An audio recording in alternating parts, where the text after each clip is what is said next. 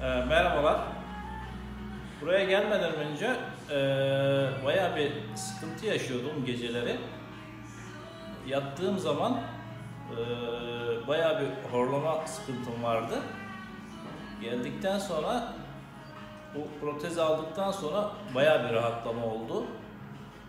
Sabahları erkenden kalkıyorum, dinç kalkıyorum, horlamıyorum. Vücut olarak daha rahatım. Gündüzleri bazen çok uykum geliyordu. Artık o da yok. Açıkçası çok rahatladım ve çok iyiyim. Tuğrul Sayıp hocama çok teşekkür ediyorum. Buraya getirdikleri için de beni getiren arkadaşlara çok teşekkür ediyorum.